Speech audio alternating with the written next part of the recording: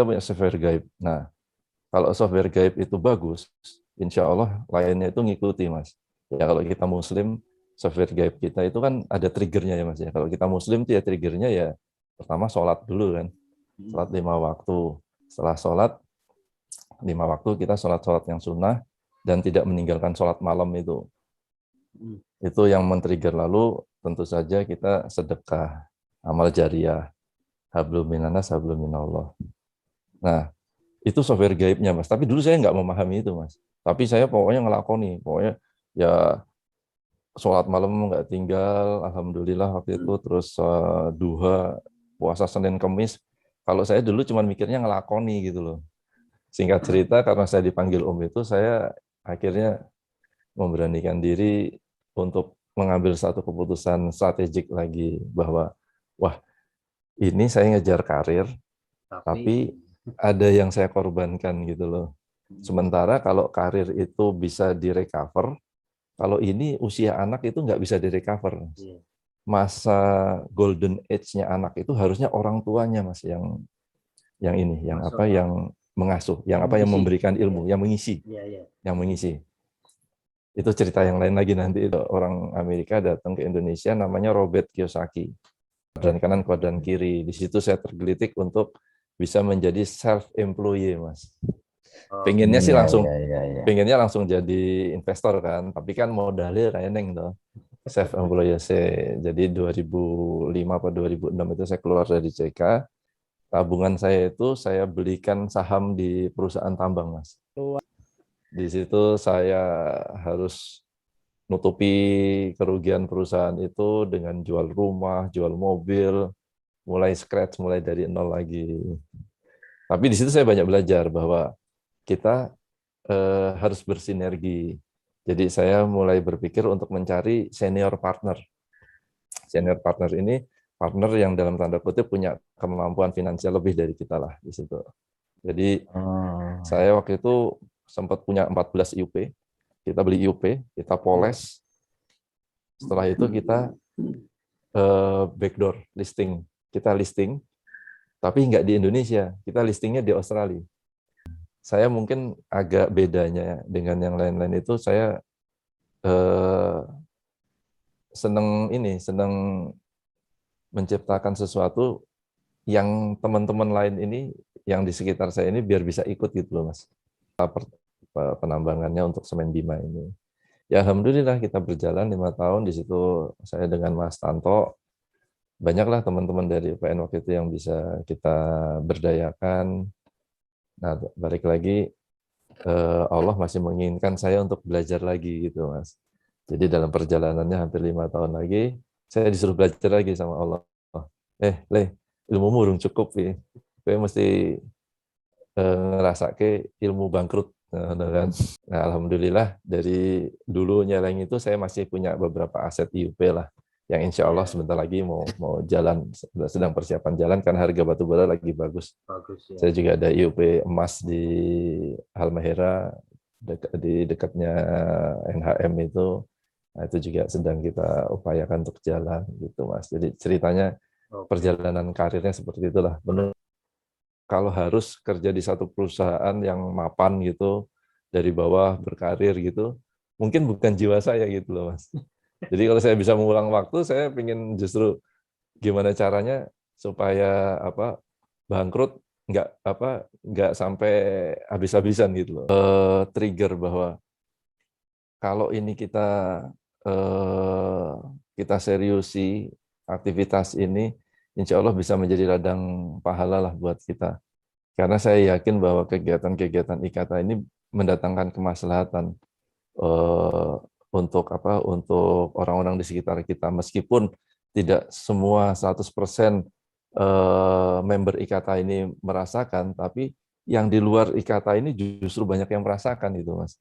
Bisa dipungkiri ini organisasi nirlaba yang memang kita juga nggak bisa hidup dari sini, tapi ini bisa menjadi tabungan akhirat kita gitu loh. Sebagian itu bukan praktisi di bidang pertambangan. Nah, teman-teman praktisi bukan di bidang pertambangan ini juga harus kita rangkul gitu.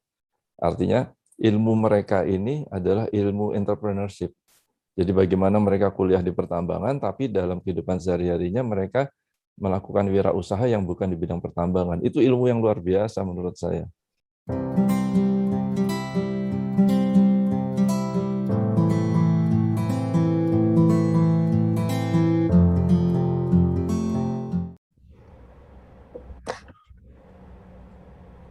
Assalamualaikum warahmatullahi wabarakatuh. Jumpa lagi di acara podcast Ngoseko, Ngobrol Seklado.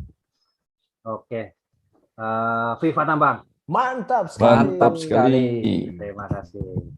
Oke, pada edisi kali ini podcast kita menghadirkan tamu-tamu istimewa. Yang pertama ada Mas Sony Nugroho. Selamat malam, Mas. Assalamualaikum, selamat malam. Malam. Mas Aman, Ya, teman-teman ini- yang lain. Oh ya, ini ada kedatangan host utama ini sebenarnya nih, Mas Dwi Jabrik. Mas, selamat malam Mas, host. Selamat malam. Nanti Mas Jabrik loh nanti yang mandi loh acara ini loh. Oh, siap, siap. Aku mau Ada. buka toh Mas. Iya. Oke. Nggak dibatasi waktunya ini kan, sampai 2 hari 2 malam. Paling sampai subuh lah Mas. Oh iya, pas lah. Oke ya, jadi gini, podcast ini nanti kita akan ngobrol santai Mas-mas semuanya. Kita ngobrol santai bagaimana kita bicara tentang masa kuliah kita, kemudian kita kelulusan, setelah itu kita berdikari di mana, mungkin bisa diungkapkan di sini Mas, nggak usah kaku atau berapa, santai aja sambil ngerokok sambil minum, santai aja. Jadi ini kita seperti bicara di angkringan lah. Oke, jadi ini pertama nih, Mas Sony, apa kabar Mas? Sehat Mas ya? Alhamdulillah, sehat Alhamdulillah. selalu. Semoga teman-teman yang lain juga sehat-sehat deh. Iya, Amin. Ini kalau kita tahu Mas Sony ini tambang UPN angkatan 88 Mas ya? Deh, 88, Oke, angkatan 88 2796. Ya. Itu ini saya mau nanya Mas, awal nih pertama perdana nanya nih. Bisa nggak Mas Sony ceritain ini dari mulai pertama mau masuk ke tambang UPN itu awalnya dari mana, informasi ataupun dari keluarga atau dari siapa, bisa diceritain Mas, mulai masuk nanti lika-liku pas kuliahnya, suka dukanya sampai lulus dan awal kerja nih Mas. Mungkin bisa dituliskan sampai posisi sekarang nih Mas. Sambil asik-asik aja, mungkin teman-teman semua pemirsa semua pingin tahu gitu Mas. Monggo Mas, silakan Mas. Iya, ini sebetulnya matur nuwun nih atas waktunya, tapi saya kaget juga kenapa saya yang diminta untuk ngisi podcast gitu loh. Wong saya ini kalau dibanding yang lain-lainnya itu masih banyak yang lebih pantas untuk diajak untuk sharing di podcast. Ya, berarti kan ada istimewanya. Cerita. Jadi permintaan khusus ini Mas Sony permintaan dari khusus saya. Iya, saya ketika diminta untuk jadi host, harus Mas Sony. Saya itu soalnya kalau udah ada Kanda Jabrik dan Om Ucup ini kayak tikus digiring ke jebakan ini loh. Sudah tahu tujuannya ya. Saya itu kan Mas Afwan, saya itu sama Om Ucup sama Kanda Jabrik itu kan ya udah ya puluhan tahun lah ya sama-sama di organisasi itu. Jadi udah tahu coba jerone lah Mas ya. Iya wis kepot. Opo iki? Karep masih ono karepe. Ketahuan karena gini, lucu. Mas Ucu kok jadi bintang tamu terus saya hostnya kan langsung curiga Mas Sony. Curiga pertanyaan itu ya. Iya. Mas, lanjut Mas. Jadi dulu ceritanya itu waktu SMA itu saya bingungi lulus SMA itu mau kemana, tapi kebetulan ada Pak Lek saya yang sudah kuliah di tambang. Jadi Pak Lek sepupu lah gitu. Beliau kuliah di tambang itu angkatan 82, 81 ya Pak. Beliau sudah almarhum karena kecelakaan di daerah Halmahera. Kalau sebut nama, waktu itu namanya Pak Le Edi. Edi Sasanto itu kalau undang-undangannya angkatannya mereka tuh, angkatannya beliau-beliau itu undangnya Edi Kopet. Nah, itu Pak Lek saya itu waktu itu ke rumah. Kurang ajar, paling bidang kopet. Dan memang beliau itu ceritanya nggak pernah mandi. Jadi kalau kuliah itu yang ngopetingin gitu. Ya aku di kopet makanya di kopet itu. Jadi saya ngertinya ya setelah masuk, sebelumnya ya saya undangnya Pak Lek. Saya hormat lah dengan beliau. Nah, Pak Lek. Nah, terus kebetulan kakak sepupu saya juga iya. Anaknya Pak D saya itu kuliah juga di Tambang angkatan 85. Ya. Mas Didi itu angkatannya Mbak Pipit, angkatannya Mbak Wit. Jadi 85 ya. jadi karena mereka beliau-beliau ini sudah kuliah di Tambang, saya kayak ini yang tadinya bingungi terus punya alternatif gitu. Awang saya dulu itu udah keterima di salah satu universitas swasta gitu, tapi saya pikir wah ini yang paling murah kalau keluarga veteran itu ya kuliah ning UPN ya. Akhirnya saya mendaftar lah ceritanya, daftar di UPN. Ya pertama kali ya di Jogja. Jadi di Jogja itu saya kebetulan ada dengan Pak Lek saya juga. Nah, terus saya karena kakak-kakak itu juga sudah ada rumah sendiri, saya ikut gabung-gabung lah gitu. Jadi singkat cerita setelah tes masuklah. Nah kebetulan saya memang senang berkegiatan. Oke. Oh iya Mas, Jadi saya potong Mas. Dari mana nih Mas? Ininya Mas. Dulu di sekolahnya, SMA-nya. Kebetulan saya SMA itu selesainya malah di Jakarta. Oh di Jakarta. Jadi selesainya di Jakarta, tapi karena keluarga besar itu banyak di Jogja dan di Semarang itu, jadi tapi memang saya sering lah artinya di Jakartanya malah jarang saya. Jadi saya istilahnya pulang kampung lah, pulang kampung, terus menetap di sana ya. Alhamdulillah sampai sekarang juga masih di Jogja gitu. Nah ceritanya begitu masuk, karena saya senang berkegiatan, jadi saya tuh hobi organisasi dan olahraga. Jadi ceritanya, olahraga apa Mas? alhamdulillah saya tuh dari kecil kebetulan atlet. Jadi saya diperkenalkan ke semua cabang olahraga, tapi waktu itu yang saya tekuni itu basket dan bela diri lah, waktu itu karate. Pantesan Masuk. badannya keren Mas. Iya. Iya Mas. Pantesan tadi itu ada yang bilang Sony basket. Wah, kita taunya Cocok ya. Om Sony golf. Oh iya, dulu Oh iya, golf itu basket. Jadi gitu. golf itu saya diperkenalkan dulu waktu kecil. Jadi sempat latihan. Karena rumah dulu juga dekat Senayan kan, jadi cuman saya belum menemukan nikmatnya golf. Jadi saya milih basket waktu itu, masuk ke klub, salah satu klub terkenal lah di Jakarta itu, Indonesia Muda, itu mulai dari SMP saya. Mulai dari SMP, terus bela dirinya juga mulai dari SMP juga. Nah pulang ke Jogja itu ya saya masih belum. Jadi golf itu ceritanya setelah saya kerja tahun 96 itu saya ada sakit ada kayak tumor ringan itu, sehingga pada saat setelah operasi saya nggak bisa olahraga yang ekstrim. Ya udah akhirnya kembali lagi ke golf. Jadi waktu kuliah pun saya berorganisasi. Jadi dari awal dulu saya ingat sekali tahun 88 itu masih istilahnya Senat Mahasiswa ya. Senat Mahasiswa itu ketuanya Mas Ami Seno gitu. Mas Ame panggilannya itu Mas Ami Seno. Beliau itu legenda juga itu. Jadi di situ juga saya pertama kali mendengar nama Mas Timbul, cuman belum pernah ketemu dengan Mas Timbul waktu itu. Jadi beliau rupanya sudah lebih dulu berkegiatan di luar kampus. Nah, setelah itu saya bergabung dengan unit kegiatan. Jadi waktu itu saya milihnya basket, karate, dan senat mahasiswa. Nah, itu unit-unit kegiatan yang ini ya, idola para wanita ya. Itu dia. Itu dia. Istimewa. nggak salah kita ngundang yang istimewa ini Mas Sofir ya. Saya tuh milihnya KSR, wah, nggak jadi, ternyata KSR bukan idola wanita. Iya, jadi ya kodratullahnya kayak gitu. Saya mau menghindar ya nggak bisa, ya udah. Jadi kalau cerita nakalnya itu ya mungkin tadi Mas Jabrik udah dengar kan sama Mas Toing itu. Jadi Mas Toing, Mas Agus Widi Priyono itu undang-undangannya Mas Toing itu. Ya. Itu juga itu nomor mahasiswanya persis di bawah saya. Jadi saya terjebak bersama dia itu ya sekian tahun itu.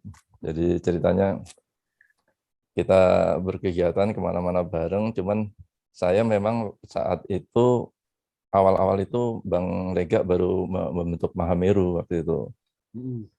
88 apa 87 gitu, apa sebelumnya ya, pokoknya Mahameru ada itu. Ya saya karena sudah terlalu aktif di kegiatan yang lain, akibatnya saya nggak ikut Mahameru dan ini saya juga terganggu, akademisnya terganggu. Jadi cuman saya tetap berkeyakinan bahwa kalau kita menekuni sesuatu dengan tekun itu, ya insya Allah di situ pasti ada nilai tambahnya gitu loh, added value-nya. Jadi itu yang saya. Ada ceritanya itu, Om Sony itu kalau sama Om Toing itu mesti bagian kena inilah apesnya katanya gitu.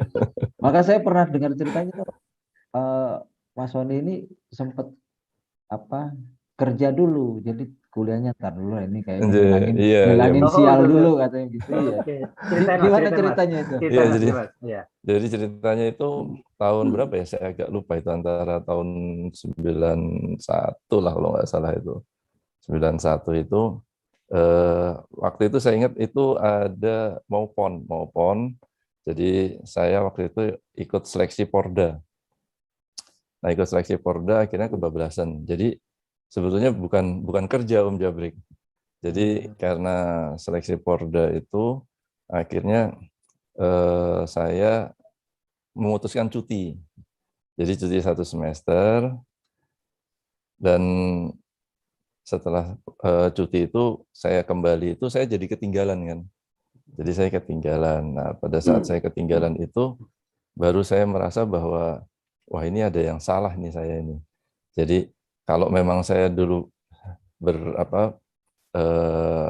memilih berkegiatan di bidang olahraga, harusnya saya jangan kuliah di pertambangan gitu kan. UNY. Nah itu, jadi dulu IKIP. Iya, IKIP aja sudah. Dulu IKIP itu. Jadi di Kolombo. Ya, kebetulan Pak Le saya itu salah satu pendirinya STTNAS. Jadi ya beliau ngelok ke saya, wah aku ini jane rasa mlebu tambang, mlebu wening IKIP gitu loh. Jadi nah buat saya sendiri sebetulnya waktu awal milih tambang itu karena merasa itu suatu bidang yang prestisius gitu kan. Jadi saya mengesampingkan passion saya. Ya sebetulnya masuk tambang akhirnya saya merasa wah ini salah milih gitu. Tapi ya karena waktu itu saya juga dari IPA, Pak Le saya juga ngelihat katanya itu saya mampu, akhirnya saya dipaksa ngambil jurusan yang teknik gitu. Tapi ya karena saya passionnya itu adalah berkegiatan waktu itu, jadi akademisnya agak tertinggal waktu itu. Nah, berarti Om Sony dulu itu sudah ada ini ya, HMSPJ ya. Apa itu Mas? Himpunan Mahasiswa Salah Pilih Jurusan. Nah itu. Kalau dulu namanya Senat. Kalau dulu ini. Senat Mahasiswa Salah Pilih Jurusan. Nah, Senat Mahasiswa Salah Pilih Jurusan. Wah, jadi udah ada dari dulu ternyata. Ya bahkan di komplek saya pun kebetulan kan saya tinggal di daerah Menteng Baru di Jalan Kaliurang gitu. Jadi waktu kuliah pun tinggal di sana. Itu pun saya aktif di kampung itu ya jadi ketua pemuda, padahal ya saya juga Karang Taruna ya, dulu tuh Karang Taruna ya. Karang Taruna ya, orang jaluk dipilih nih ngerti-ngerti ditunjuk di dapuk gitu ya wes lah. 17-an ya, itu ceritanya. Gitu. Nah, balik lagi tadi setelah kembali, saya jadi angkatan saya itu saya baraan saya itu ya angkatan 89. Nah, pas balik lagi 89, itu di situ saya sempat agak minder gitu loh, sempat agak minder. Wah, wes wes bijine wes IPK-ne ora pati apik, lagi saiki kayak downgrade. Iya. Nah, di situ saya ini seperti mendapat hidayah gitu. Alhamdulillah lah. Cambuk lah, dapat Ya, cambuk lah, cambukan alhamdulillah lah. mendapat hidayah. Jadi saya lakoni karena Pak Lek saya itu waktu itu juga yang saya ingat sampai sekarang bahwa kabeh ki duwe titi wanci gitu. Sing penting kowe mesti tekun karo ya apa doa. Jadi ya ibaratnya kalau kita di Muslim itu ya kita doa dan ikhtiar, hasilnya tuh insya Allah Allah yang menentukan kan semuanya. Tapi yang penting kita udah doa dan ikhtiar. Jadi setelah Cirotan itu saya ngebut. Jadi saya benar-benar ngebut. Artinya saya meskipun nilainya juga nggak terlalu bagus banget, tapi saya punya tekad bahwa saya harus selesai segera gitu. Jadi singkat cerita, alhamdulillah saya banyak mendekatkan diri pada Allah. Saya nyuwun bahwa niat ingsun pengen cepet rampung gitu kan. Jadi ya alhamdulillah waktu itu memang benar-benar alhamdulillah apa yang saya lakukan itu dan saya doa, saya nyuwun ke Allah itu diijabah. Jadi saya termasuk cepat. Jadi saya termasuk cepat. Jadi setelah itu saya ngebut, saya tahun 94 itu saya ujian, waktu itu kan masih ada ujian negara ya. Masih ada ujian negara. Itu pun saya ikut yang gelombang kedua. Jadi angkatan saya udah ikut semua, baru saya dengan 89 tuh saya ikut. Tapi setelah lulus, saya nggak milih-milih untuk kerja praktek. Jadi waktu itu bidang yang kurang diminati adalah bidang geofisika. Karena jarine jelimet, dosen pembimbingnya juga dosen yang nggak terlalu favorit lah. Tapi waktu itu saya memutuskan biar cepat. Karena kalau dosen-dosen yang favorit itu kan ngantri ya Mas. Iya benar. Harus ngantri, betul. Senior-senior juga masih banyak yang ngantri kan. Jadi setelah tahun 94 itu saya lulus ujian negara itu, saya milih bidang geofisika. Nah, karena kami dulu itu masih tetap harus ke Bandung, jadi saya waktu itu ke Bandung, ketemu Pak Irwandi Arif itu, saya disuruh milih. Alhamdulillah itu karena bidang fisika ini dosennya sedikit, tapi mahasiswa yang berminat juga sedikit gitu kan. Saya yang gumun, aku ngejukuk geofisika, wong matematika dulu matematika ada 4 kan. Matematika belum dulu kalkulus matematika 1, matematika 2, sampai matematika 4 Mas. Iya, jadi belum ada kalkulus belum. Jadi nggak ada. Agak lupa itu. Saya masih ngalami kalau yang itu masih. Mas, kirain aljabar. Makanya tapi aku ya wes lillahi ta'ala lah, pokoknya caranya pengen cepat rampung. Nah, disuruh milih mau dosen Bandung atau dosen yang di Jogja. Nah, dosen yang di Jogja itu pilihannya waktu itu cuma Pak Muhadi, almarhum. Pak Muhadi. Dosen senior itu. Iya, dosen senior. Iya, dan nggak banyak orang yang bisa memahami beliau gitu loh. Jadi kalau beliau ngajar itu selalu menghadap ke papan kan, nulis terus gitu kan. Mahasiswanya itu selalu dipunggungi gitu kan. Nah, tapi udahlah, saya minta sama Pak Irwandi waktu itu, Pak izin saya ini aja, minta di Jogja aja. Pertimbangan saya waktu itu juga biar nggak usah bolak-balik dan bisa lebih cepat gitu. Ya mungkin kalau dilihat mungkin nggak ideal karena bukan dosen yang favorit, terus mata kuliah geofisika itu kan kalau kita kan tambang umum ya. Karena tambang umum itu teman-teman kan lebih banyak kalau nggak PTM atau pengolahan bahan galian atau peledakan gitu kan. Nah, saya milihnya geofisika. Jadi saya waktu itu kerja praktek juga di bidang perminyakan. Jadi saya itu malah ke Cepu. Jadi kerja praktek saya itu malah di Cepu. Nah, hal yang dilakukan adalah analisa geofisika untuk perminyakan. Jadi nggak ada hubungannya sama pertambangan. Tapi ya karena Pak Irwandi waktu itu proposal saya sudah disetujui dan beliau melihat bahwa oke lah masih dalam koridornya itu. Ya alhamdulillah. Jadi saya benar-benar cepat itu sama Pak Muhadi itu hanya 4 bulan. 4 bulan apa 5 bulan itulah saya selesai bimbingan 1. Waktu itu pembimbing kedua saya itu Pak Said Fadilah. Kenceng banget berarti. Nah, pada saat masuk bimbingan kedua itu Pak Said pas mau sekolah, sehingga saya tidak jadi kalau dulu mungkin sampai sekarang masih ya kalau sekolah itu kan nggak boleh bimbing gitu loh. Iya. Nah saya kaget waktu datang ke hadapan beliau bawa proposal, wah beliau bilang mau sekolah. Waduh, saya di situ terpukul itu karena harusnya bisa ngebut. Saya ngejar selesai tahun 95 tuh target saya harus selesai gitu. Jadi disitulah saya kembali lagi ingat pesan Pak Lek saya bahwa KBG ono titi wancine, yang penting kue tekun gitu kan. Itu yang itu saya pegang. strategik juga nggak itu? Mas Sony pakai ilmu strategik juga? Yang lagi hot-hotnya ini strategik. Iya, jadi strategiknya apa, Mas? Di situ saya belum sadar, Mas. Tapi sekarang setelah saya kerja, saya ini sadar bahwa kita tuh masing-masing punya software gaib, Mas. Kita punya software gaib. Nah, kalau software gaib itu bagus, insya Allah lainnya itu ngikuti, Mas. Ya kalau kita Muslim, software gaib kita itu kan ada triggernya ya, Mas. Ya. Kalau kita Muslim, tuh ya triggernya ya pertama sholat dulu kan. Sholat 5 waktu. Setelah sholat 5 waktu kita sholat yang sunnah dan tidak meninggalkan sholat malam itu. Itu yang men-trigger. Lalu tentu saja kita sedekah, amal jariah, hablum minanas, hablum minallah. Nah, itu software gaibnya, Mas. Tapi dulu saya nggak memahami itu, Mas. Tapi saya pokoknya ngelakoni. Pokoknya ya sholat malam nggak tinggal, alhamdulillah waktu itu. Terus duha, puasa Senin Kemis. Kalau saya dulu cuma mikirnya ngelakoni gitu loh. Jadi ngelakoni. Ya, tapi memang strateginya strategi hablum minallah waktu itu. Saya benar-benar meninggalkan dengan Mas Toing segala macam itu sebatas tugas-tugas saja, karena begitu saya udah masuk skripsi, teman-teman yang biasanya saya kumpul ini agak terpisah dengan saya.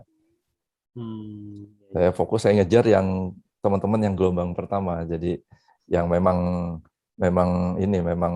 IPK-nya itu bagus-bagus lah, jadi mereka udah duluan lah gitu. Nah itu yang saya kejar.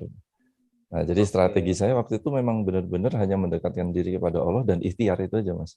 Saya nggak mikir mau melakukan apa itu, ya ibaratnya kersani Gusti Allah lah. Saya pokoknya ngelakoni aja, disuruh ngapain pokoknya suruh ngelakoni. Jadi akhirnya saya ceritanya pembimbing itu saya diganti dari Pak Said ke Pak Hartono. Nah, jadi mulai dari nol lagi dengan Pak Hartono.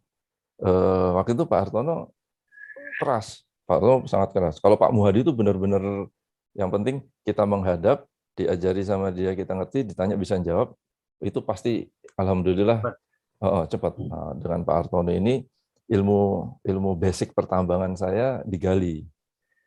Nah, itu benar-benar digali oleh Pak Hartono. Tapi ya saya lakoni, artinya saya cuma satu lagi prinsip yang saya pegang itu adalah saya niteni, saya niroke, terus saya nambahi, Mas. Jadi itu yang sampai sekarang masih saya pegang. Jadi saya tuh senang niteni orang. Saya senang niteni Mas Jabrik, Mas Ucup, Mas Wahyu. Ketahuan kelakuan saya ini dititeni ya. Dan terus saya senang mempelajari gitu. Saya senang niroke yang bagus. Orang Banjar bilang kutandai kau ya. Kutandai ya. Nah, terus saya niroke, ditandai memang saya nambahi. Sidin harat, Bang. Ya, itu tandai memang kita ini. Jadi di situ saya banyak tanya dengan kakak-kakak kelas. Kalau Pak Hartono itu apa sih yang disukai, apa yang enggak gitu. Jadi saya ngelihat kalau mau ya bedanya dengan yang sekarang itu, kalau dulu kita ngejar dosen. Kalau sekarang saya dengar dari Mbak Wawong, dosen-dosen itu yang ngejari mahasiswanya, ayo bimbingan gitu kan. Dulu kita wah itu pagi saya duluan datang pagi. Kalau nggak ketemu sore siang habis makan siang saya datang lagi. Nah saya niteni bahwa Pak Hartono itu senangnya kalau kita menghadap itu kita harus siap dengan materi yang sebelumnya ditanya. Karena beliau pasti akan menanyakan dulu materi sebelumnya, kalau bisa lanjut. Senangnya evaluasi berarti ya. Review. Kalau yang sebelumnya ditanya nggak bisa, ya nggak dilanjut. Gitu. Nah itu balik yang ke bab sebelumnya berarti. Betul. Jadi skripsi saya sama Pak Hartono udah nggak dipegang, Mas. Karena skripsi saya isinya kan eksplorasi geofisika.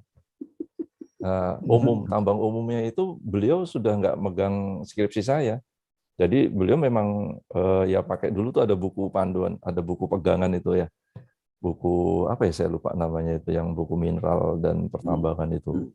Ya udah digali dari situ terus oleh Pak Hartono. Ya alhamdulillah saya termasuk cepat juga dengan Pak Hartono. Tahun berapa Mas lulus wisuda, Mas? Jadi saya tuh selesai itu tahun 95. Jadi 88 sampai 95. Nah, wisudanya saya agak telat karena waktu itu begitu lulus saya langsung diterima kerja. Itu pun Mas?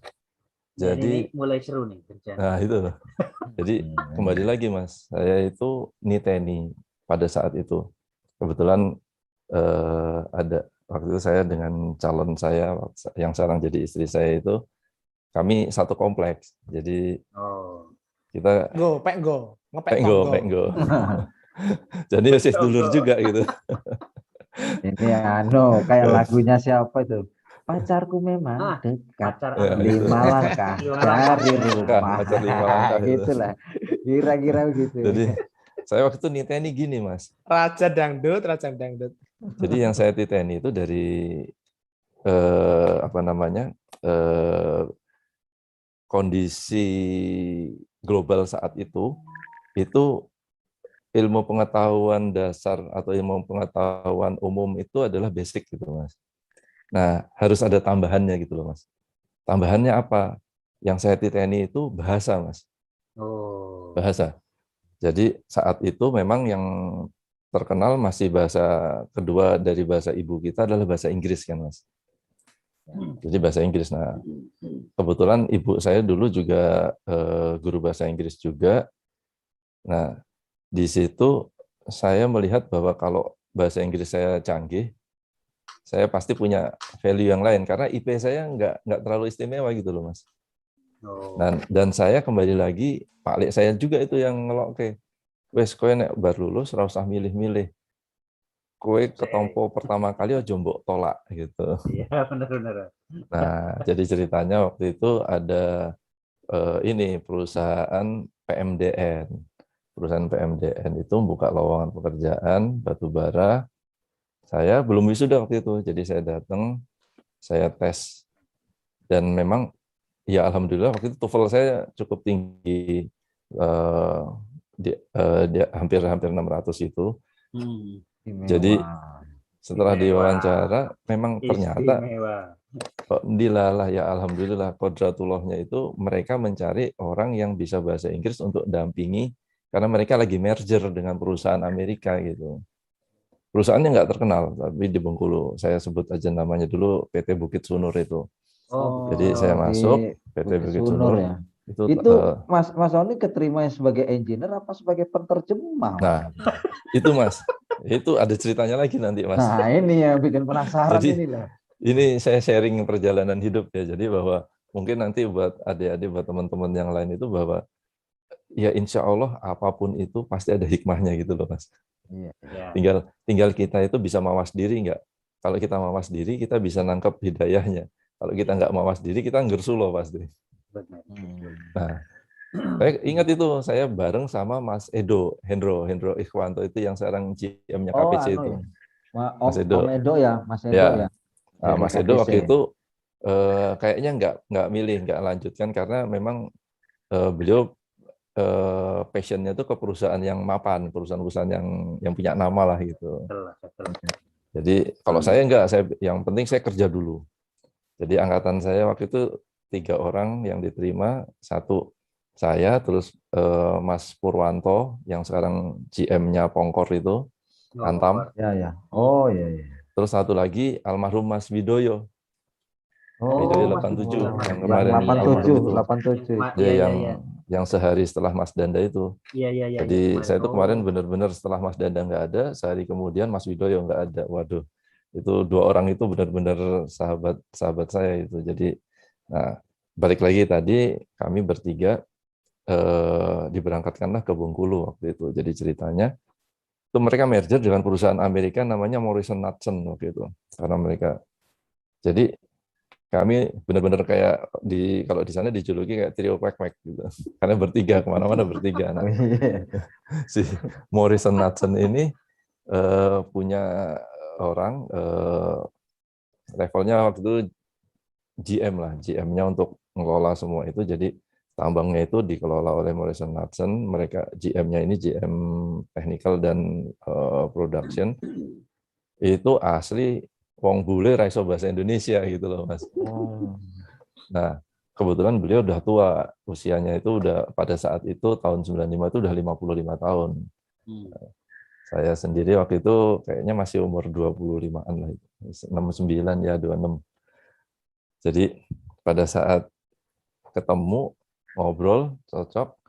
Jadi kita jadi kayak apprentice-nya beliau. oh. Apprentice-nya beliau. Kita bertiga kemana-mana tuh diajarin abang. Ya kita kerja shift-shiftan sama beliau itu ya diajari shift siang, shift malam, kerja megang alat berat.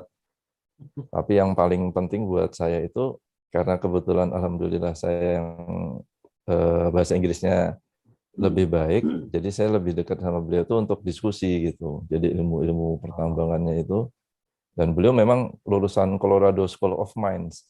Wah, Jadi Engineer ilmunya ya. tuh, iya jadi umur 55 kan udah matang beneran ilmu tambangnya itu. Ya. Karena Ya, rata-rata kalau bule yang di Indonesia itu bukan engineer Mas, yang dari iya, produksi masuk ke betul, Indonesia. Tapi betul. kebetulan dapat yang engineer yang lulusan Colorado itu Iya, dalam banget. Colorado School of Mines. Jadi saya benar-benar yang tadi Mas Jabrik, yang Iya. Kanda Jabrik tanya tadi, ya translator, tapi ya alhamdulillah sampingannya aku ya belajar Mas, belajar di situ. Jadi Berarti singkat cerita, sebenarnya itu Om Sony itu memang kuliah juga di Colorado ya. iya, Non benar Mas. formal gitu kan. Jadi kalau kuliah Iya. informal, jadi kursus kayak short course ya. Iya, malah Jadi ilmunya lebih jos karena langsung di lapangan langsung benar implementasi gitu. Mas Jabrik implementasi. kolor Jadi apa Mas Jabrik? Kolor Iya, hijau. kolor hijau soalnya. Kolor hijau. Iya tuh. Oranye, Mas Jabrik oranye, oranye. jadi Mining memang Corps oranye. Oke Mas, lanjut Mas. Mas Tony, ya itu lanjut. jadi setelah course dengan beliau itu, jadi saya 3,5 tahun. Wow. Jadi yang lainnya dipisah-pisah. Mas Purwanto waktu itu dipindah ke anak perusahaan yang lain. Mas Widoyo juga diberi tugas yang lain. Saya enggak, saya dikongkon ngancani itu bule. Jadi saya kemana-mana itu sama bule itu, ya added value-nya, saya sering ikut meeting ini strategik. Karena Ya, ya, ya. dengan CEO perusahaan lain itu Levelnya, saya ya, diajak. levelnya top. Jadi di situ ya kita waktu itu kan saya juga masih hijau ya, jadi ya harus diakui bahwa sistem pendidikan kita sampai saat ini itu kan yang kita dapat di kampus itu ya mungkin sekitar 30% lah dari ilmu keseluruhannya itu kan. Yang di lapangan ini, ilmu yang penerapan dari kampus ini adalah sisanya gitu loh. 70%-nya itu adalah di lapangannya itu. Nah, cuman sayangnya pada zaman saya dulu, kita itu dengan bule-bule itu kalah waktunya aja. Kalau pinternya enggak. Bule-bule yang datang dari Australia, itu pun ilmunya begitu lulus ya masih nol juga. Setuju. Cuma mereka usianya lebih muda. Karena di sana undergraduate itu umur 22 tuh udah 22 23 tuh udah undergraduate, udah bachelor kan. Nah, sementara kita undergraduate-nya itu karena kuliah di tambang, saya tuh jadi kalau nggak salah sampai wisuda itu 7 tahun. 6,5 atau 7 tahun lah, lulus tuh 6 tahun lah. Terus nunggu wisuda itu saya 7 tahunan. Jadi usia kita udah 25-an kan saat itu. 25, 26. Sementara mereka masih 22. Ilmu nih, podo. Podo-podo orang ngerti nih, podo-podo by the book. Oke, Mas. Terus Jadi, habis itu kemana lagi, Mas? Habis ke ya, setelah dengan Bukit Sunur, Bengkulu. saya alhamdulillah ada kesempatan bergabung dengan Petrosi. Oh, Petrosi lama tapi jadi Iya. Petrosi. Klub. Zaman itu zamannya ini ya, Mas Dwi Klub. Hartanto sama Mas Ya, Yuwana jadi ya. ceritanya saya diajak, saya memberanikan diri karena waktu itu Petrosi mau ada kegiatan juga dengan Bukit Sunur. Saya memberanikan diri melamar. Setelah itu kegiatannya nggak jadi, saya direkrut oleh Petrosi. Pertanyaannya kok pakai memberanikan diri, emang kenapa, Mas? Jadi karena kan saya sering ikut meeting strategiknya. Oke. Mereka melihat bahwa kalau merger terus saya daftar ke Petrosi kan seperti nggak beretika gitu loh, Mas. Nah, tapi karena waktu itu saya merasa sudah cukup 3,5 tahun di Bukit Sunur itu, saya memberanikan diri ke Petrosi. Jadi saya langsung kontak manajer tambangnya waktu itu, Pak Dave Ronaldson. Oh, iya. Yang sekarang di Madani itu. Di Madani. Jadi saya pertama kali kenal di situ sama Mas Yuwana juga, Pak Yuwana itu. Nah, akhirnya saya diambil oleh Petrosi, saya ditempatkan dulu pertama kali di Barisan Tropical Mine. Cuma sebentar, terus saya ditempatkan lagi di Newmont Minahasa. Di Newmont Minahasa di sana. Jadi masih engineer, tapi ya alhamdulillah karena waktu itu saya juga senang kursus blasting, terus kursus-kursus yang lainnya. Itu saya bisa cepat beradaptasi lah. Jadi singkat cerita, dengan Petrosi saya agak lama di Newmont Minahasa. Nah, itu dalam perjalanannya saya sudah berkeluarga. Cuman karena istri saya waktu itu juga baru selesai ngambil S2-nya, saya bilang udahlah, kalian tinggal di Jogja aja lah. Anak saya malah lahir di Jambi waktu itu. Kebetulan dari Bengkulu ke Jambi nggak terlalu jauh. Orang tua kami waktu itu juga masih dinas di Jambi. Jadi anak saya lahir di Jambi. Setelah saya di Minahasa, mereka kembali ke Jogja. Itu yang membuat saya tergugah adalah waktu itu roster saya itu 4-2. Jadi 1 bulan 2 minggu. Oh, keren, 4 bulan 2 minggu. Emas, Mas Bro, Mas Bro, Kalau emas emas. ya 42 Hard rock. Itu yang saya cerita sama Mas Jabrik tadi. Kalau di Barisan Tropical Mine itu, kalau air untuk mandinya mati, pakai aqua ya. Pakai aqua galon itu. Iya. Itu tanya Mas Yuwana itu, Pak Yuwana tahu benar itu. Nah, saya di Minahasa pun seperti itu di Newmont. Nah, jadi ceritanya anak saya itu saya tinggal belum bisa jalan. 1 bulan kemudian saya TLI udah bisa jalan. Terus tinggal lagi belum bisa bicara kan. Terus saya pulang sudah bisa bicara. Nah, itu suatu saat saya ceritanya kan kita satu kamar bertiga gitu kan. Pada saat saya tidur itu saya ditendangi sama anak saya. Disuruh tidur di bawah. Jadi ini bukan penghuni nih. Bukan penghuni. Ini dipanggil Om. Terus dipanggil Om. Terus dipanggil Om. Wah, di situ saya nangis. Dalam hati saya nangis itu. Tapi serius Mas dipanggil Om, Mas? Iya, benar dipanggil Om gitu. Masya Allah. Di Jogja. Maksudnya nggak ngerasain ya. Anaknya cewek apa cowok, Mas? Cowok, Gozi. Itu Om Jabrik sama Om Ucup. Cowok Mas Jabrik. Wah, itu saya kalah handicap sama Mas Gozi. Ya, kebetulan anak saya golfer juga itu. Jadi sering ikut kegiatannya Ikata dia. Nah, singkat cerita karena saya dipanggil Om itu, saya akhirnya memberanikan diri untuk mengambil satu keputusan strategik lagi bahwa wah, ini saya ngejar karir tapi ada yang saya korbankan gitu loh. Sementara kalau karir itu bisa direcover, kalau ini usia anak itu nggak bisa direcover. Itu lagi-lagi saya belum tahu ilmunya, tapi belakangan saya baru tahu ilmunya setelah istri saya punya sekolah alam itu. Jadi setelah saya mempelajari sunnah-sunnah Rasul itu bahwa memang masa golden age-nya anak itu harusnya orang tuanya Mas yang mengasuh, yang memberikan ilmu, yang mengisi. Itu cerita yang lain lagi nanti itu panjang gitu. Orang tuanya itu berarti bapak sama ibu, bukan ibu aja. Iya, bapak sama dengan ibu. Mungkin lebih tepatnya ibu sama bapak Mas Ujo. Ya, ya pokoknya dua-duanya lah. Tapi harus dua-duanya gitu loh. Jadi jangan bapak dan ibu-ibu, tapi bapak ibu. Iya. Wah, pancingan Itu nih pancing. kalau ini. Pancingan nih Om Sony. Awas ya jebakan Batman nih. Itu nanti cerita di podcast ya. Iya, Podcast yang lain lah. Itu kalau Ya. yang itu. Offline. Ya, Ya, offline lah offline. itu. Jadi singkat cerita balik lagi, saya memberanikan diri untuk resign dari Petrosi. Saya bilang ke istri saya, Berapa lama Mas kerja sudah di Petrosi? nggak lama sih waktu itu, hampir 2 tahun lah. Hampir 2 tahun saya mundur. Tapi supaya punya kegiatan di Jogja ini apa yang bisa dijustifikasi? Akhirnya saya sekolah lagi. Saya ambil geologi di UGM, Mas. Oh, oke. Ya, saya ambil teknik geologi di UGM, waktu itu baru buka juga. Saya angkatan kedua itu tahun 99. Jadi angkatan kedua. Nah, sekolah lah ceritanya. Sekolah setahun. Tapi benar-benar di situ saya bisa, itu ya bisa dibilang mantap. Mantapnya mangan tabungan.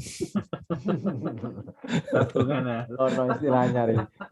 Baru loh. Berapa tahun Mantap, saya Anda. sama Berarti nih Kanda- mantap sekali apa Mas? Berarti mantap sekali. Makan tabungan sekali-sekali lah itu. mangan tabungan sekali-sekali. Itu ceritanya mantap.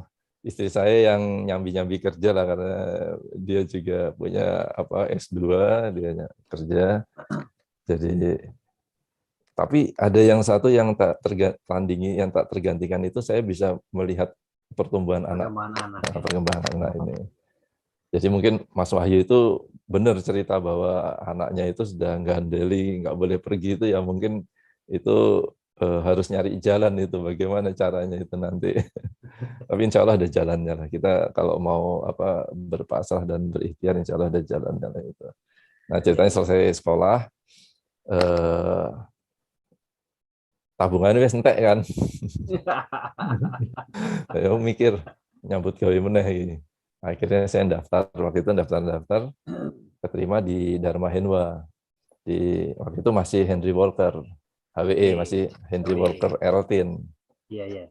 Masih Henry Walker Erltin, saya ditempatkan sempat di Petanggis sebentar, Petanggis tutup, saya ditempatkan di Tani Harum waktu itu. Oh, di Tani itu. Tahun berapa, Mas? Tahun 2000-an lah itu.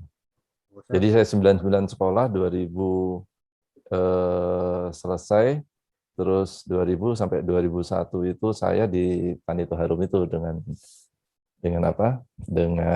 Dharma Henwa. Terus 2001 saya balik lagi karena passionnya itu pengen ke Jakarta, meskipun dengan gaji yang lebih kecil, dan alhamdulillah dibukakan jalan oleh Allah ketemu dengan Mas Budi Santoso CK.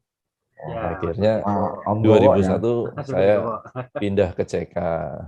Jadi di CK waktu itu baru ada 3 orang, Mas Budi Santoso, Budi Gowo itu sebagai GM-nya. Yang kedua itu Mas Budiman, itu dari ITB. Oh iya, Mas. Lalu saya yang tambang itu. Jadi waktu itu CK itu baru switching lah. Jadi kontraktor. Ya, dari rental. Kan tadinya CK itu Cipta Kerja Tama itu kan use equipment-nya Trakindo kan. Betul. Dari rental menjadi kontraktor. Jadi akhirnya saya masuk ke situ. Dalam perjalanannya cukup lama lah di CK, saya sampai 2006 lah kalau nggak salah itu. 2006. Nah, 2006 itu saya switching lagi. Jadi waktu itu saya lupa tahun 2004 atau 2003 itu ada orang Amerika datang ke Indonesia namanya Robert Kiyosaki. Wow, kuadran kanan, kuadran kiri dong. Betul, kuadran kanan, kuadran kiri. Di situ saya tergelitik untuk bisa menjadi self-employee, Mas. Pengennya sih pengennya langsung jadi investor kan, tapi kan modalnya kayak neng tuh. Self-employee jadi 2005 atau 2006 itu saya keluar dari CK. Tabungan saya itu saya belikan saham di perusahaan tambang, Mas. Luar biasa. Sama teman. Jadi di situ saya mulai ini perubahan paradigma dari yang kita engineer engineer dalam artian production dan engineering, saya menjadi self-employed. Ya, jadi yang tadinya benar-benar teknikal, saya mulai ke ini ke masalah keuangan nih, karena self-employed nek ora iso nyekel duit kan entek terus kan Mas. Akhirnya tabungan saya investasikan, beli saham tambang di Kalsel. Alhamdulillah pada saat itu kita langsung tekan kontrak sama Glencore, jadi setahun ya udah kerja setahun. Alhamdulillahnya tahun 2007-an itu harga batu bara itu anjlok. Jadi singkat cerita, luar saya biasa angus. sekali, mantap, mantap. Saham saya angus. Saham saya angus. Di situ saya harus nutupi kerugian perusahaan itu dengan jual rumah, jual mobil, mulai scratch, mulai dari nol lagi. Tapi di situ saya banyak belajar bahwa kita harus bersinergi. Jadi saya mulai berpikir untuk mencari senior partner. Senior partner ini partner yang dalam tanda kutip punya kemampuan finansial lebih dari kita lah di situ. Nah, alhamdulillah setahun saya scratch, saya ketemu dengan senior partner saya. Itu beliau lulusan ITB geologi dan beliau ini juga dreamer.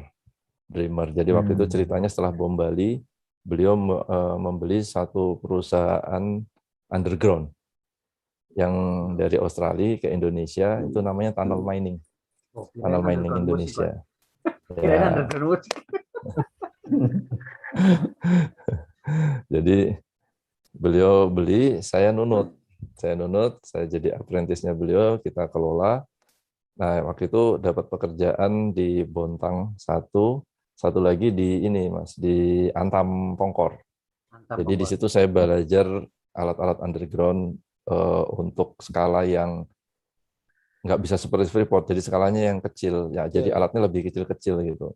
Jadi di Antam sendiri waktu itu blasting juga belum bisa masif, sehingga kita waktu itu menggunakan rod header.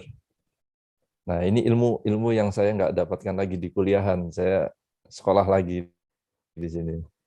Jadi sekolah ilmu underground. Terus saya tahun 2012 saya dapat senior partner lagi, sudah mulai bisa, kebetulan senior partner saya ini dua-duanya adalah orang yang tadinya engineer,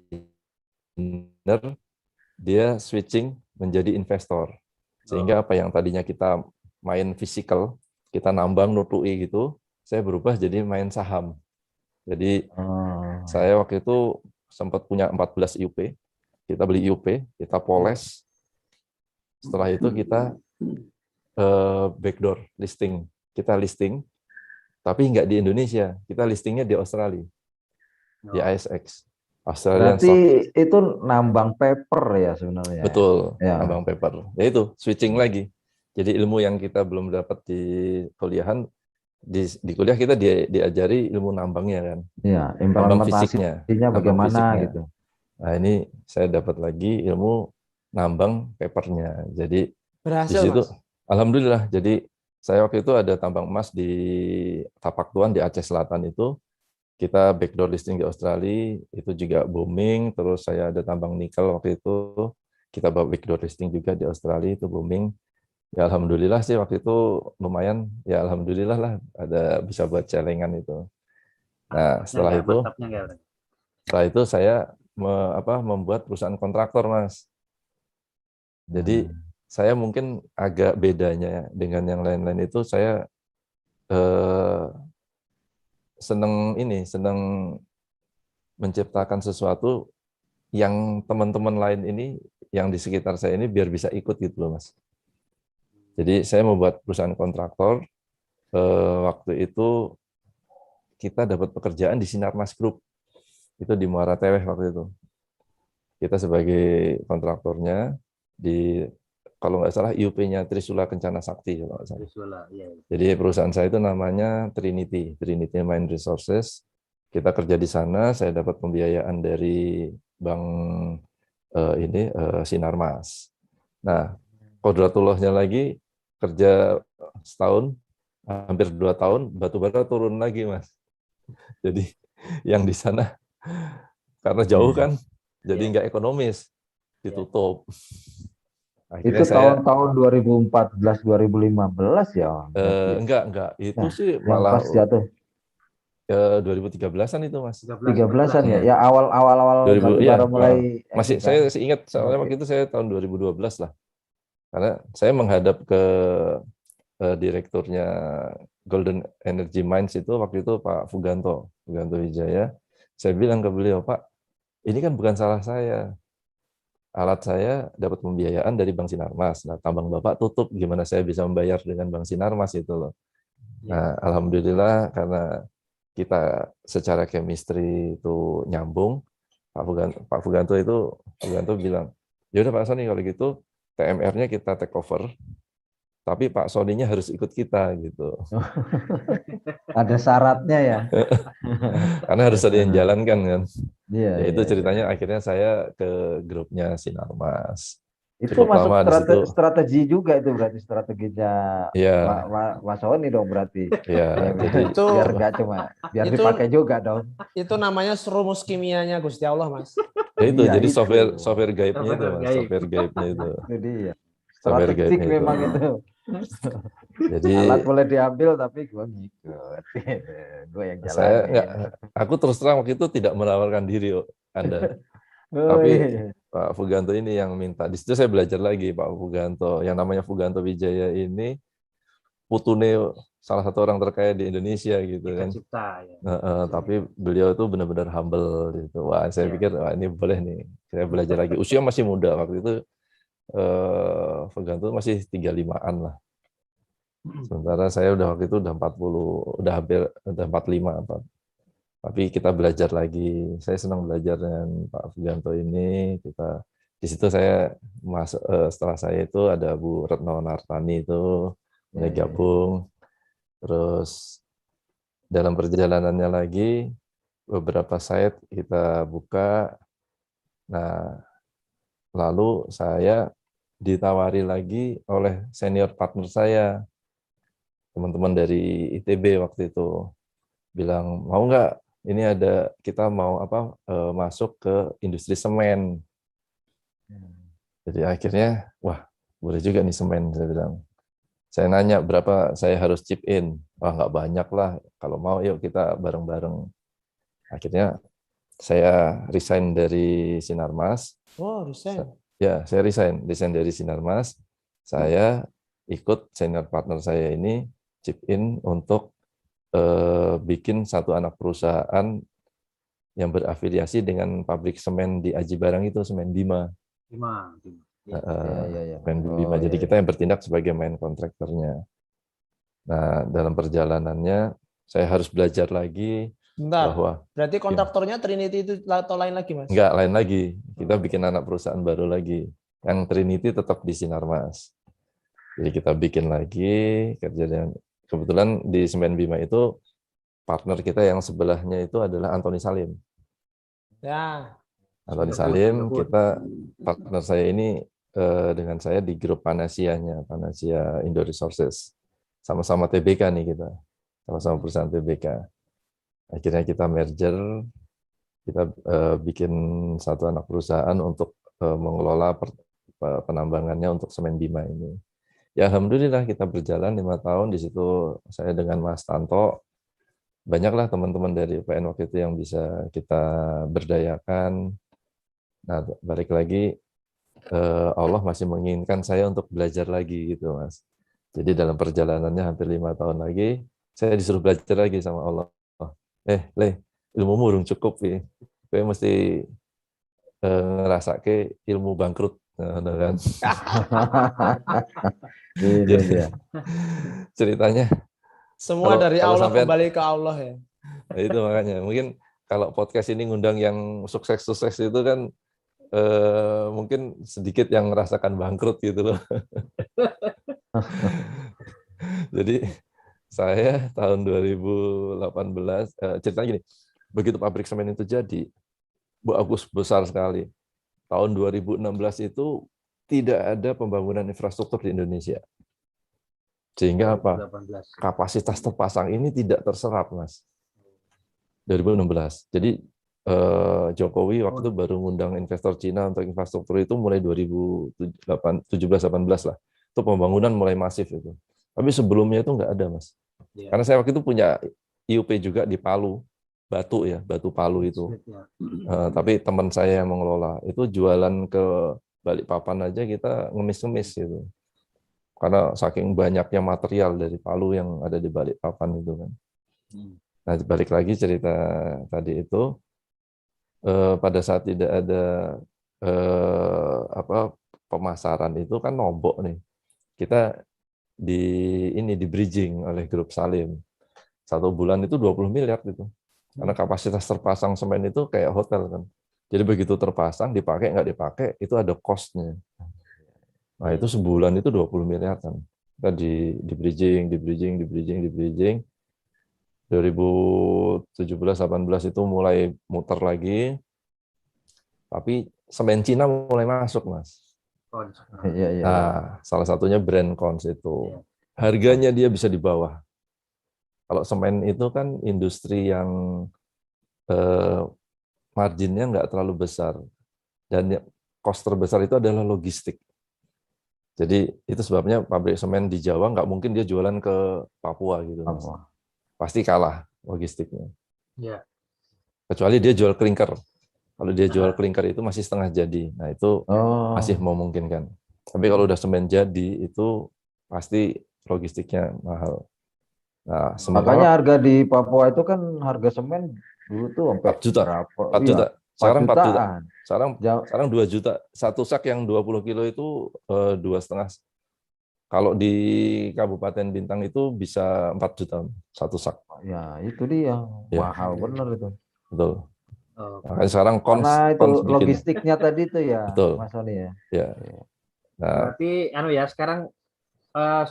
sekarang berarti tinggal masih di Bima, Mas, terakhir. Ya, itu dia yang saya cerita, Mas. Oh, Bang, habis bangkrut nih. Nah, setelah di bridging, saham kita dihitung habis, Mas. Oh. Jadi akhirnya kita terdilusi. Itulah ke zaman ya. Jadi ke zaman Anthony Salim seperti itu. Ya enggak gitu lah, Mas. Artinya memang strategi bisnisnya mereka seperti itu. Iya. Ya bisnisnya seperti itu. Ya, strategi bisnisnya mereka seperti itu. Padahal senior partner saya ini konconnya dia dari kecil gitu loh. Tapi kita dimakan juga gitu kan. Nggak nyangka. Ya udah akhirnya mulai dari scratch lagi. Nah, alhamdulillah dari dulu Nyeleng itu saya masih punya beberapa aset IUP lah. Yang insya Allah sebentar lagi mau jalan, sedang persiapan jalan karena harga batu bara lagi bagus. Ya. Saya juga ada IUP emas di Halmahera, di dekatnya NHM itu. Nah, itu juga sedang kita upayakan untuk jalan gitu, Mas. Jadi ceritanya perjalanan karirnya seperti itulah, penuh dengan perjuangan. Tapi itu balik lagi, saya kalau boleh bisa mengulang waktu, saya mungkin akan tetap nggak bisa lah kalau harus kerja di satu perusahaan yang mapan gitu dari bawah berkarir gitu, mungkin bukan jiwa saya gitu loh, Mas. Jadi kalau saya bisa mengulang waktu, saya ingin justru gimana caranya supaya bangkrut nggak sampai habis-habisan gitu loh. Bangkrut beda loh, Mas. Kalau sampean pelajari perusahaan pada saat Krismon itu banyak perusahaan bangkrut, Mas. Tapi yang bangkrut itu perusahaannya, Mas. Ownernya itu masih bisa makan malam di New York, masih bisa makan malam di Washington gitu loh, Mas. Nah, itu kalau saya ini bangkrut benar-benar ownernya yang bangkrut gitu, Mas. Perusahaannya enggak bangkrut. Orangnya yang bangkrut. Perusahaannya mau meneh bangkrut sih, Mas. Oh iya, tak mikir kebalikannya. Jadi makanya kalau saya banyak belajar, Mas. Jadi saya banyak belajar, kebetulan teman-teman juga banyak yang di Bakri Holdings gitu kan. Saya mikir Bakri itu mulai di pertambangan terus ke jalan tol. Dia bikin jalan tolnya itu sekarang dibeli lagi kan sama MNC. Yang tol yang Palimanan MNC Haritanu. Iya. Ya, itu ibaratnya kan mereka dibeli dengan harga murah karena bangkrut itu, tapi yang punya ya masih bisa naik helikopter, bisa naik jet pribadi gitu. Itu saya masih harus belajar, Mas. Belajar Wah, lagi ya. Nirwan Bakri itu. Ya itulah kira-kira cerita perjalanan karirnya seperti itu. Ya, oke. Yang cerita yang sangat istimewa ini untuk masalah perjalanan dari Mas Sony ini ya. Luar biasa, Ya, inspiratif, Bro. luar biasa ini. Inspiratif, Bro. Insya Allah ya. Jatuh Insya bangun, Allah, Bro. Jatuh semoga. bangun. Jadi nggak ada bangun terus. Jatuh, bangun, jatuh. Orang itu Ya, kalau dinilai itu karena bangunnya, bukan karena betul. terus. Betul Mas Ucok. Yang jelas buat ini mungkin sharing sedikit ya buat teman-teman. Sekarang ini kan kita nggak bisa berpedoman bahwa mahasiswa tambang lulus harus kerja di tambang. Karena kondisi mungkin sudah nggak mengizinkan gitu loh. Betul, Mas. Nah, itulah. Jadi kampus sudah benar, prodi sudah benar bahwa ada mata kuliah ini kan kewirausahaan ya. Kewirausahaan. Nah, itu bagus benar itu. Tapi untuk menjadi seorang wirausaha pada saat jatuh, kalau dia nggak bangun, dia nggak akan pernah bangun gitu kan. Iya, betul. Jadi dia ya jatuh bangun, harus bangun. Harus bangun. Mau sakitnya kayak apa, jatuh pokoknya bangun. Mau berapa kali jatuh ya tetap harus bangun. Kalau enggak, ya udah dia di situ aja, tengkurap gitu aja, Mas. Iya. Seperti itu kira-kira, Mas. Oke. Tapi gini, saya yakin Gimana, kalau Kanda? alumni kita itu, IKATA, alumni tambang OPN, nggak bakal begitu jatuh terus nggak bangun-bangun. Justru dia bangun terus, jatuh, bangun terus, jatuh, bangun, bangun. Saya yakin gitu.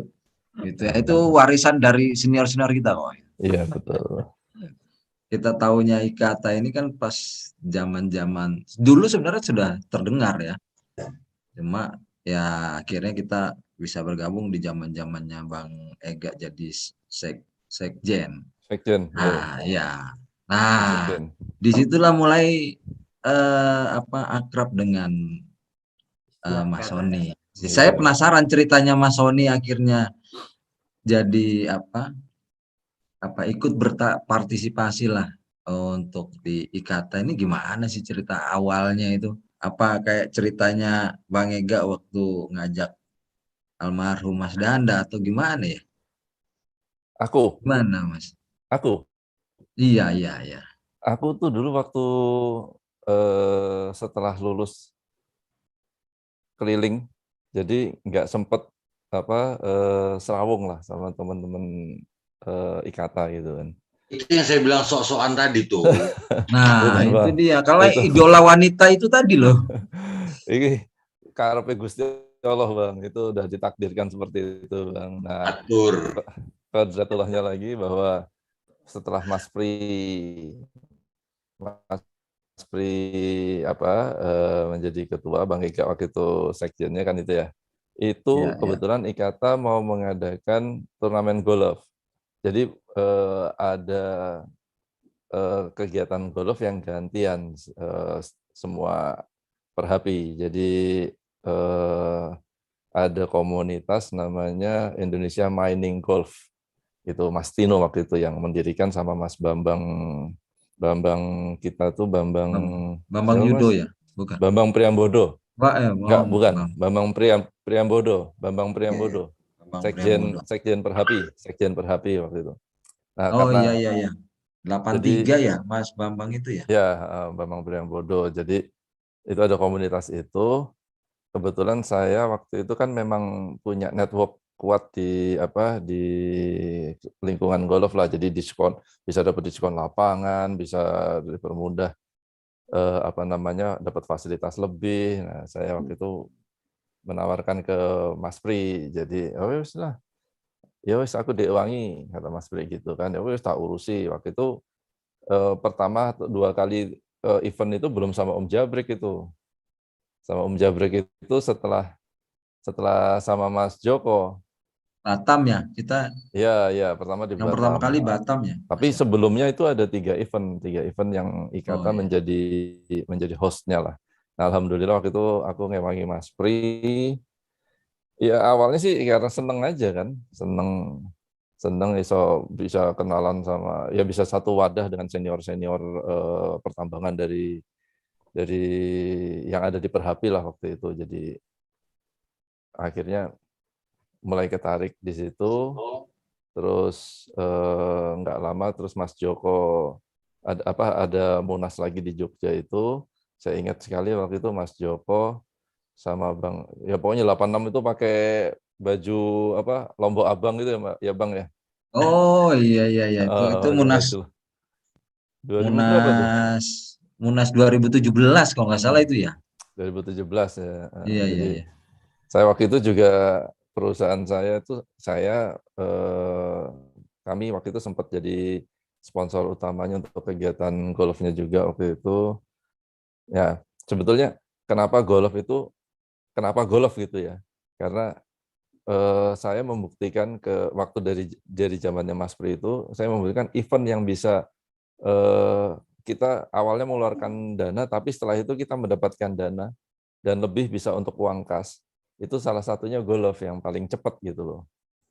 Jadi akhirnya pas saat Mas Joko terpilih pun kita memang ada beberapa kali kan mengadakan turnamen golf itu dan alhamdulillah kan bisa mendapatkan dana. Jadi awalnya sebetulnya hanya senang bergaulnya aja. Tapi kembali lagi saya mendapatkan pengalaman spiritual saat tadi saya cerita sama Bang Ega sama Om Toing itu pada saat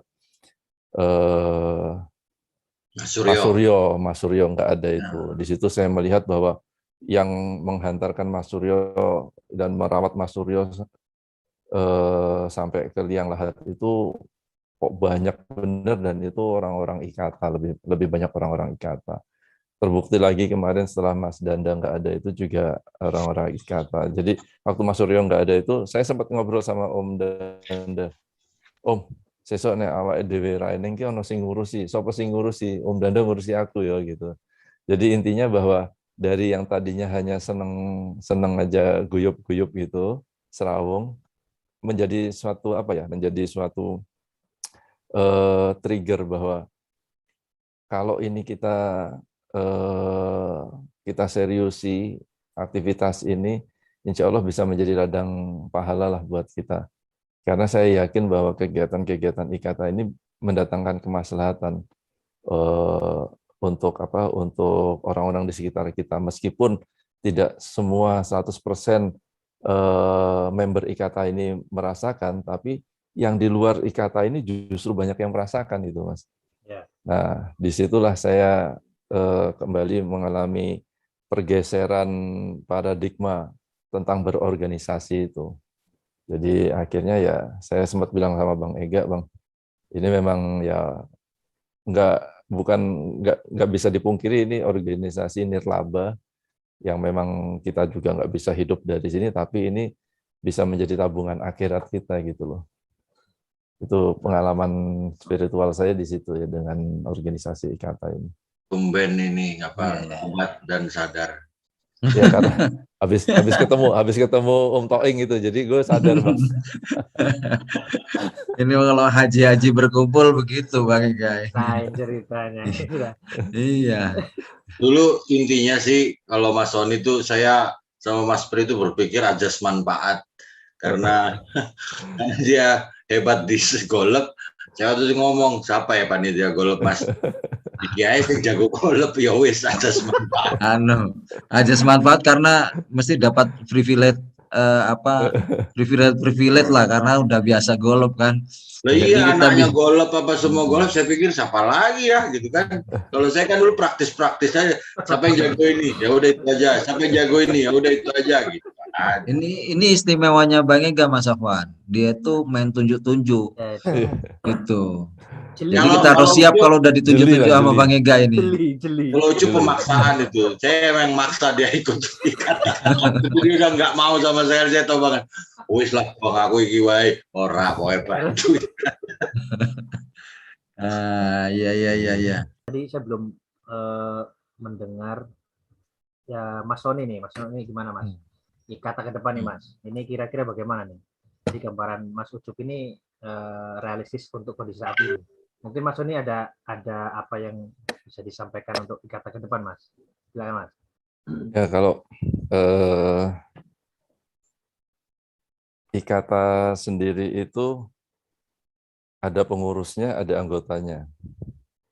Ini memang PR kita adalah nggak semuanya ingin menjadi pengurusnya gitu kan. Setuju, Mas. Iya.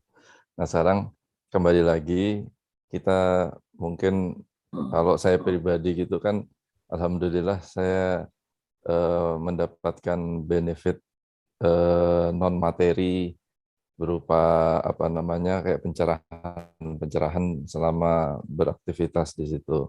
Nah, PR kita ke depan ini adalah memang bagaimana merangkul yang teman-teman yang lainnya. Karena kan seperti kita tahu bahwa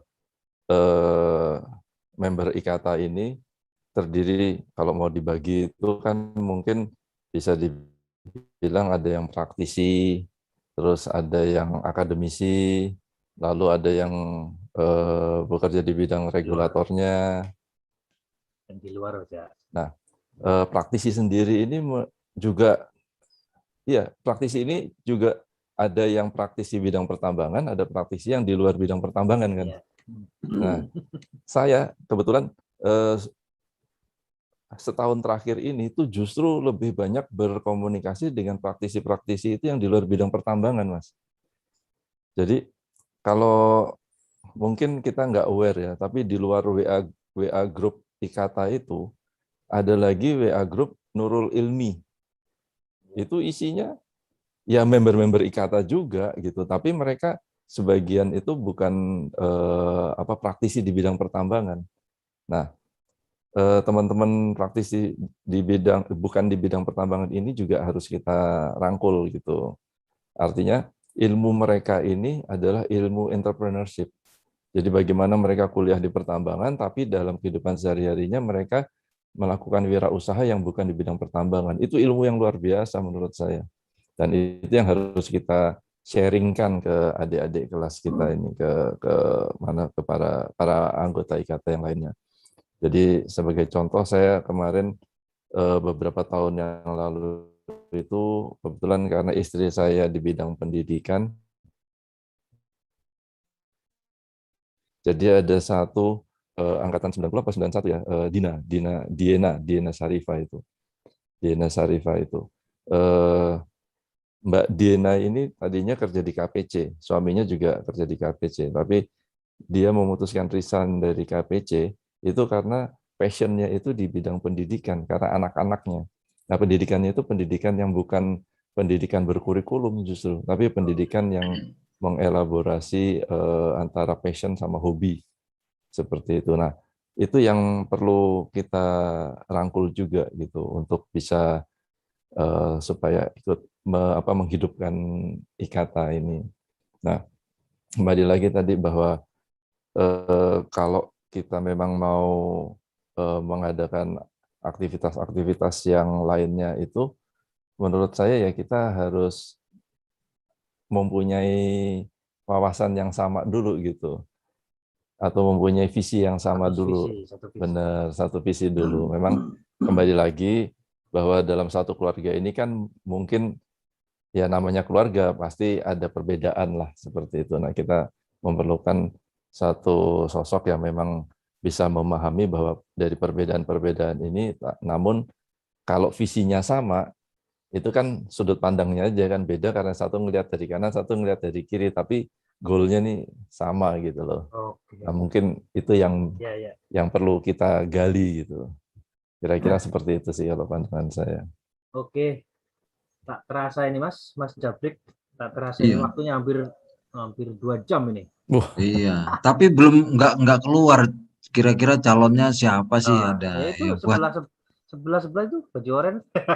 Oh iya, calon-calonnya ini biar udah mulai panas lah, walaupun belum ada kampanye-kampanye kan. Oh iya, ini tokoh-tokohnya. Ada pertanyaan yang mendasar. Nah ini. Untuk Mas Sony sama Mas Ucup ini, kemarin-kemarin itu apakah Anda ikhlas untuk bekerja di IKATA itu? Gerak. Itu yang terpenting, ikhlas enggak? Tanpa keikhlasan, itu nanti kita ngelihat hasilnya ya baik-baik. Jadi ikhlas nggak sih sebenarnya? Gitu. Dari ikhlas ini kita bisa memancing break Iya. Siapa calonnya yang kira-kira kita mau elus-elus gitu. Oh gitu ya. Iya. Oh ini pertanyaan pancingan ini kayaknya ini. Soalnya kan jebakan ini. Iya iya. Closing statement Mas, monggo buat kata Closing Mas. statement. Oh, ini Ya. wis closing tuh. Enggak, ini kan menjawab Bang Ega bahwa yang kemarin Ya itu itu ikhlas sama atau enggak. ayo. Oh gitu. Ya insya Allah kalau selama 2 periode kemarin mulai dari Mas Priyadi sampai Om Joko itu ya insya Allah dengan penuh keikhlasan. Tapi memang sebagai manusia yang tidak sempurna itu tetap kita ada masa fluktuasinya. Kadang-kadang dengan girohnya pas saat girohnya tinggi ya kita aktif, tapi pada saat girohnya rendah atau ada urusan-urusan yang lain itu kita seperti agak ini. Namun kalau bicara keikhlasan itu sih insya Allah Bang Iga tahu lah kalau nggak ikhlas. Tapi gini Bang, mungkin kalau aku boleh saran bahwa sekarang fokus kita ini kan kalau menurut aku pandangan pribadiku fokus kita ini kita bagaimana menggolkan dulu yang Oktober ini Bang supaya Mas JKS itu bisa maju, bisa muncul gitu. Kalau secara pribadi aku ingin mencurahkan segenap energi dan knowledge serta networking supaya Mas Joko itu bisa lolos dulu gitu Mas. Oke. Gitu Bang, kira-kira seperti itu Bang. Mantap. Kalau aku Bang, siapapun nanti, aku insya Allah akan tetap baik dari luar maupun dari dalam. Tujuanku satu Bang, biar kalau aku nanti meninggal, itu ada yang ngurusin Bang. Kalau ngurusin, aku tuh udah ngurusin orang, udah nggak tahu, udah nguburin orang udah berapa puluh kali aku masuk nyemplung itu. Nanti aku yang ngurus, mudah-mudahan. Iya. Tapi harus kamu dulu ngurus aku. Bang, kalau Bang Ega, pokoknya badannya harus dikurusin Bang. Berat Bang, kalau di dalam itu gede banget itu. Kurang ajar. Masa kemarin sudah, Bang, kurusin badan dikit ya Bang. Lo gini. Aku langsung bengong. Berat bener. Salahku di mana lagi? Oke. Terima kasih. Waktunya sudah aneh juga. Mungkin kalau diterusin bisa sampai subuh ini kayaknya. Bener. Saking asiknya kita ngobrol, diskusi ya tentang kuliah, tentang kerja, tentang IKATA terutama untuk kali ini untuk menghadirkan Mas Sony Nugroho. Terima kasih atas kehadirannya Mas Sony, sekali lagi terima kasih. Host tamu ini Mas Dwi Jabrik, terima kasih, dan Bang Lega nih yang selalu hadir di setiap acara podcast ini. Terima kasih luar biasa nih. Jangan bosan-bosan Mas, nanti kita panggil lagi. Ini podcastnya luar biasa podcastnya. Oke, terima kasih. Luar biasa. Semoga Mas Afwan, sebentar Mas Sony tadi mau bicara. Oh iya, Mas, ini luar biasa podcastnya. Jadi podcast ini harus dipertahankan Mas, karena insya Allah ini kemaslahatan buat teman-teman luar biasa ini Mas. Fungsi maslahatnya luar biasa Mas. Amin. Ini harus dipertahankan dan dikembangkan terus Mas. Siap. Amin. Terima kasih atas sarannya Mas Sony. Jadi semoga podcast ini memberikan manfaat untuk kita semua. Amin. Amin. Kata kita tangguh. Terima kasih. Viva Tambang.